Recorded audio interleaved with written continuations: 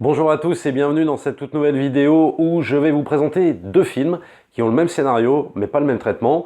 Un film connu et l'autre beaucoup moins. Un film très bon et l'autre, à mon sens, beaucoup moins bon. Il s'agit de Running Man, sorti en 87 avec Arnold Schwarzenegger, réalisé par Paul Michael Glaser, et son ancêtre, un film français, et oui, Le Prix du Danger, de Yves Boisset, sorti en 83 avec Gérard Lanvin, Michel Piccoli, Bruno Kremer et Marie-France Pizier. Alors si j'ai décidé de vous parler de ces deux films, à la base je devais parler que de Running Man, mais c'est vrai qu'on ne peut pas parler de Running Man sans parler de ce film français absolument fabuleux, du fait que c'est un film qui est culte, mais qui n'a pas été beaucoup diffusé en télé, que beaucoup de gens ne connaissent pas, mais ils connaissent plus le pendant américain, c'est-à-dire Running Man avec Schwarzenegger, qui est quand même resté somme toute culte, qui n'est pas clairement le meilleur film de Schwarzenegger, mais qui a quelques atouts dans sa manche pour faire quand même un film qui va rester un petit peu dans les mémoires. Et dans cette vidéo, je vais essayer de vous expliquer en quoi il y a un film, à mon sens, bien meilleur que l'autre, et surtout pourquoi. Donc à la base, Le Prix du Danger, c'est une nouvelle américaine de Robert Sheckley, sortie en 1958, je crois, dans un recueil de science-fiction,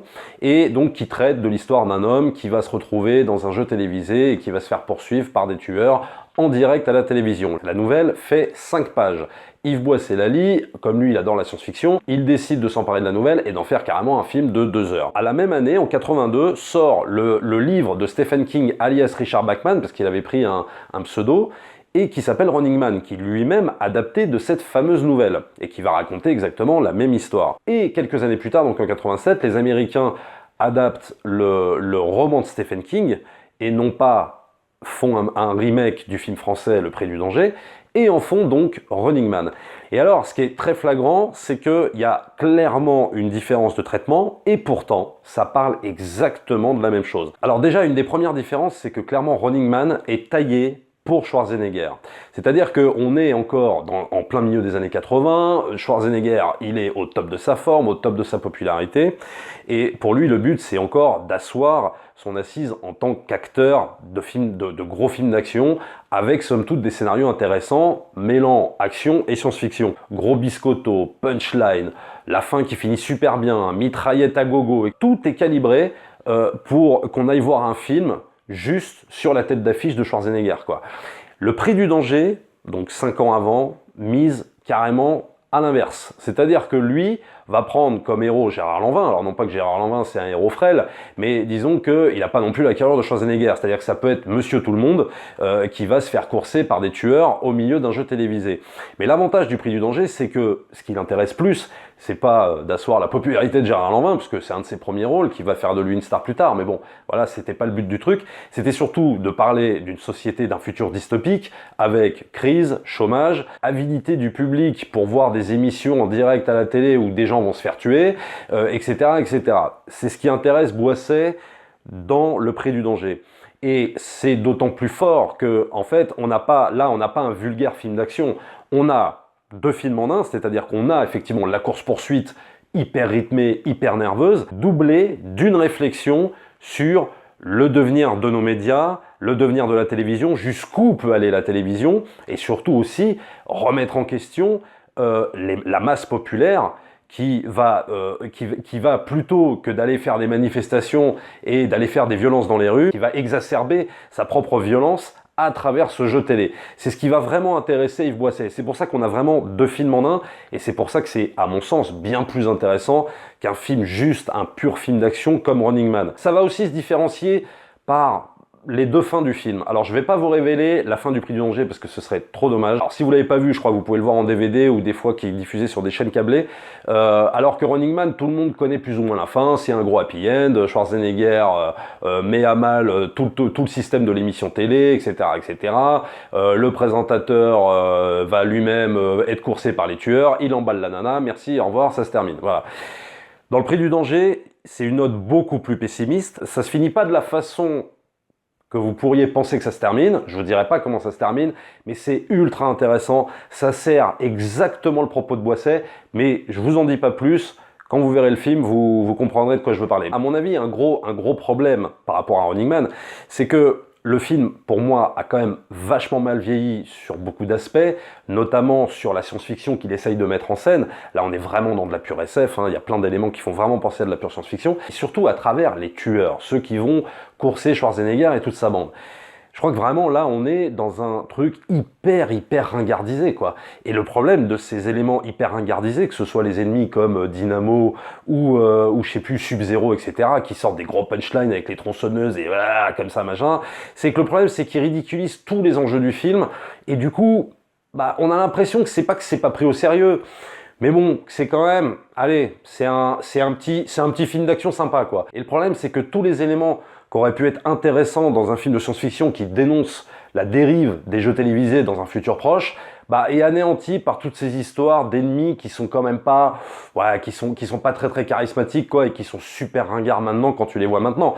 Alors que dans Le Pré du Danger, le gros avantage, c'est la façon dont Yves Boisset va iconiser les tueurs. Les tueurs, ils sont en blouse bleue, avec l'étiquette de la chaîne de télévision qui produit le jeu Le Pré du Danger. Et c'est tout simplement des mecs lambda qui vont toucher de la thune, qui ont des flingues et qui vont devoir tuer le héros, quoi. C'est tout, ça s'arrête là. C'est radical. On sent que Lanvin, à travers toute la course-poursuite du film, peut se prendre une balle à tout moment et mourir, quoi. C'est évident. Le problème dans Running Man, c'est que tu sens que Schwarzenegger, ouais, il peut se prendre une balle, mais il va s'en sortir, quoi. C'est-à-dire que le fait que ce soit Schwarzenegger lui-même ne le met pas vraiment en danger, quoi. On sent que tout va très bien se terminer, qu'il va prendre un gun, qu'il va tous les buter, et puis voilà. Le Prix du Danger mise vraiment pas là-dessus. C'est pour moi un des gros avantages aussi du film. Alors, il y a un élément que je vais mettre un peu à égalité pour les deux films, hein, un point fort pour les deux films, c'est le présentateur du show télé, donc Running Man et Le Prix du Danger.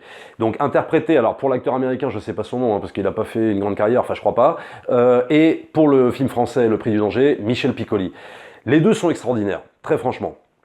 Je vais toujours préférer Piccoli, mais l'autre, mais celui qui joue le présentateur, il est extraordinaire, sourire carnassier, sadisme absolu, empathie, mais comme Michel Piccoli.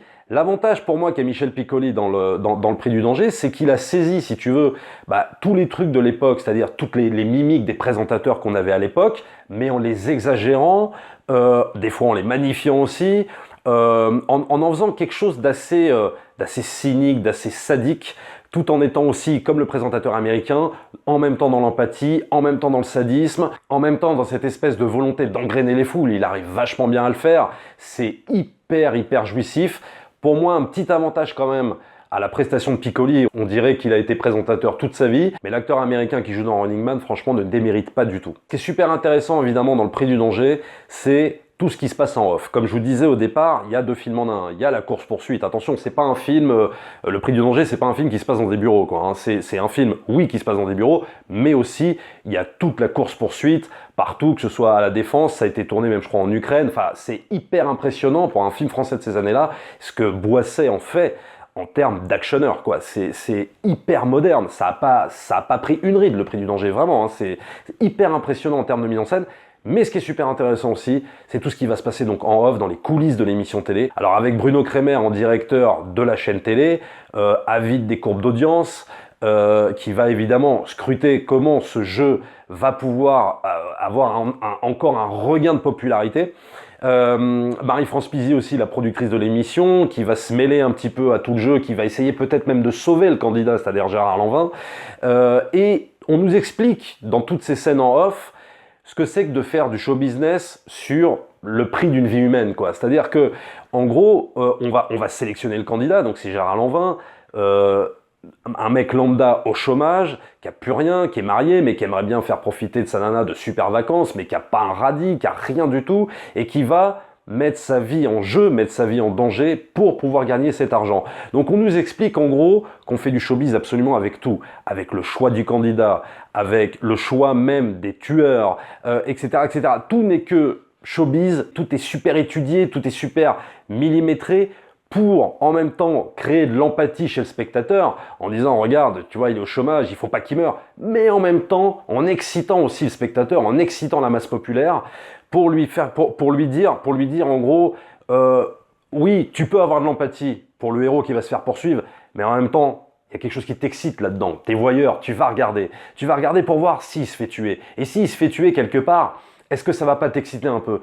C'est ça dont parle Le Prix du danger, et même en off. Et de toute façon, c'est ce que dira Bruno Kremer à un moment donné, devant une commission où on essaye d'interdire le jeu. Il dira, mais vous comprenez pas que Le Prix du danger, en fait, notre émission, elle évite les violences dans les rues, elle évite tout ça. Alors qu'on est en plein dans une crise de chômage, dans une crise économique terrible. Notre émission écarte les gens de la violence parce qu'en regardant notre émission, ils arrivent à exacerber leur propre violence. Et c'est là tout le sujet du film du Prix du danger, ce qui est extrêmement fort, ce qu'à mon sens on ne retrouve absolument pas dans Running Man.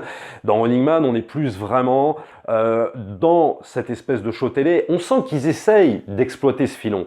Mais le problème, c'est que tu as la star Schwarzenegger au milieu de tout ça et qu'on n'a pas le temps de s'embarrasser à parler de la crise économique mondiale, on n'est pas du tout dans le même état d'esprit. Alors peut-être que Stephen King en parlait dans son roman, mais tu sens que les auteurs du scénario soit se sont embarrassés d'en parler, mais tout ça a été coupé en réécriture, ou alors ça a été écrit comme ça pour mettre Schwarzenegger en avant. Et dans ce cas-là, on s'intéresse beaucoup plus aux aventures de Schwarzenegger et comment ce gladiateur des temps modernes va s'en sortir, plus qu'à nous parler de la crise économique, du chômage, de la société qui va mal, etc. etc. Alors c'est marrant parce que dans Les Chasseurs, il y a également une femme.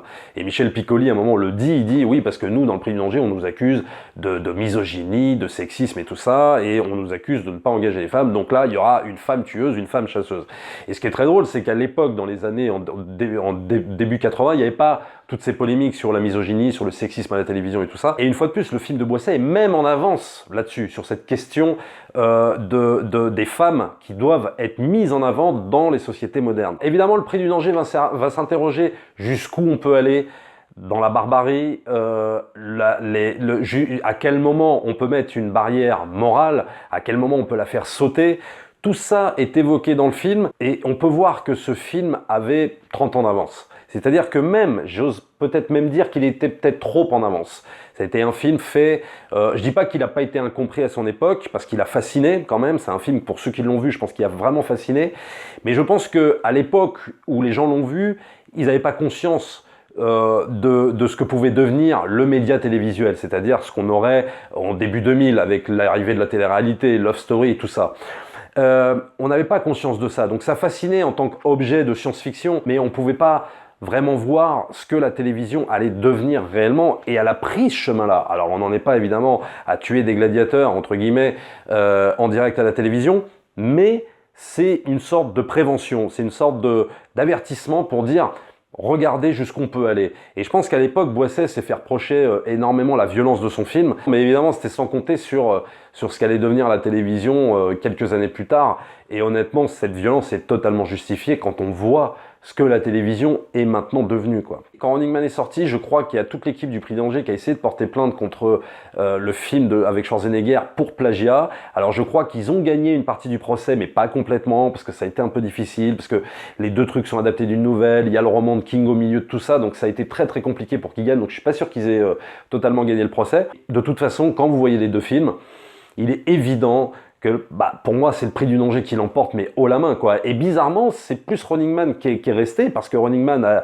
a eu à l'époque, on était en plein dans les années 80, il a eu une diffusion salle assez conséquente, même s'il n'est pas non plus resté dans les annales des meilleurs films d'action américains, mais c'est vrai qu'on se souvient plus de ça, alors que le Prix du danger, à part sur les chaînes câblées et tout ça, on l'a pas vraiment beaucoup vu. Il a été diffusé une fois à l'époque sur ce qui s'appelait Antenne 2, je me souviens, c'était dans l'émission Les Dossiers de l'écran. Pour ceux de ma génération qui connaissent, je pense qu'ils s'en souviennent. Mais c'est vrai que ça a été diffusé une fois, quoi. Voilà. Et puis après, c'est un film qu'on a un peu zappé. C'est-à-dire que sur les films d'Yves Boisset, on va plus retenir Dupont-la-Joie, qui est un excellent film avec Jean Carmet, plus que le Prix du danger. Alors que le Prix du danger, pour moi, ça fait vraiment partie peut-être des meilleurs films français de l'histoire du cinéma français, quoi, très clairement, de par sa mise en scène, de par les acteurs qui sont tous extraordinaires. Gérard Lanvin en tête, faut voir que Gérard Lanvin, il est vraiment au début de sa carrière, et il joue ce rôle du mec complètement en perdition, mais il le joue comme si c'était vraiment sa vie, quoi. Et c'est vraiment un film à voir, je vous le recommande, mais chaudement, bien plus que de revoir, à mon sens, Running Man, voilà, qui est, somme toute, un film qui reste un actionneur sympa, mais vraiment, qui est à mon avis, qui a pris un sacré coup de vieux, quoi. Reste dans Running Man toutes les séquences de show télé qui sont hyper bien montrées, qui sont hyper modernes, qui sont hyper efficaces, ça, il n'y a aucun problème là-dessus. Et je dirais que c'est l'avantage du film, Mais dès que ça part un peu dans le film d'action, où on essaye de déjouer le complot de la chaîne, etc., c'est quand même moins intéressant. Vraiment, vraiment moins intéressant. Tout le cœur du film est dans le show télé avec le présentateur et tout. Sorti de là, c'est un peu chiant. Alors que Le Prix du danger, c'est passionnant tout le temps. C'est bien sur tous les plans. Voilà tout ce que je pouvais vous dire sur ces deux films. N'hésitez pas à vous procurer Le Prix du danger de n'importe quelle manière que vous pouvez, que ce soit en DVD, en téléchargement ou sur une chaîne câblée. Regardez ce film, c'est vraiment une bombe. N'hésitez pas à vous abonner à la chaîne, lâchez les pouces bleus, partagez la vidéo aussi si vous avez aimé. N'hésitez pas à dire dans les commentaires ce que vous avez pensé de ces deux films. Et surtout, allez sur YouTube pour soutenir la chaîne, c'est très très important.